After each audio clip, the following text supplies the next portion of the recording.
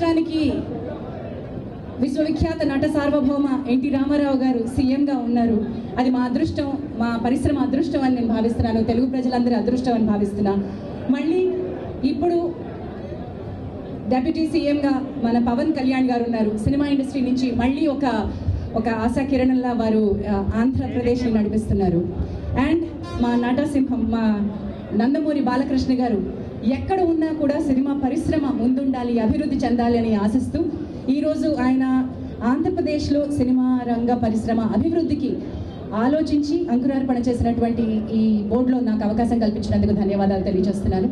And I just met the very dynamic IAS officer. Very glad to meet you, Viswanathan Garu, and we'll be very happy to work with you. And to all the board members who are very, very efficient and experienced, అందరూ కూడా ఎంతో experience ఉన్నటువంటి board members ఉన్నారు. And నా ముందు అంబికా కృష్ణ గారు ఉన్నారు, ఇంతకుముందు FDC చైర్పర్సన్గా ఉన్నారు. అండ్ చాలామంది సినిమా పెద్దలందరూ ఈరోజు ఈ కార్యక్రమానికి విచ్చేశారు.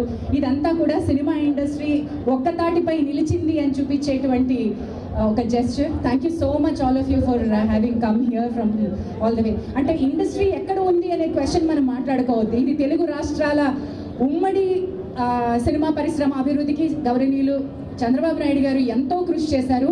దాని ఫలితాన్ని ఈరోజు మనం అందరం అనుభవిస్తున్నాం, సినిమా ఇండస్ట్రీలో ఉన్న వాళ్ళం అందరం అనుభవిస్తున్నాం.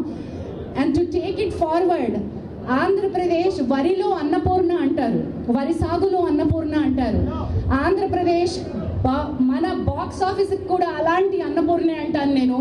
ఎక్కువ శాతం అభిమానులు, ఎక్కువ శాతం టికెట్ తెగేది ఆంధ్రప్రదేశ్లోనే, ఎక్కువ థియేటర్స్ ఉన్నది ఆంధ్రప్రదేశ్లోనే, ఎక్కువ కలెక్షన్స్ వచ్చేది, ఎక్కువ డిస్ట్రిబ్యూటర్స్ ఎగ్జిబిటర్స్ ఉన్నది ఆంధ్రప్రదేశ్లోనే, ఎక్కువ అభిమానులు ఉన్నది ఆంధ్రప్రదేశ్లోనే. కాబట్టి సినిమా పరిశ్రమ ఆంధ్రప్రదేశ్లోనే ఉంది. ఈ అభివృద్ధికి తప్పకుండా ఈ రంగం తోడ్పడాలని కోరుకుంటున్నా. భరత్ గారు, big challenge ahead of you and we are all behind you.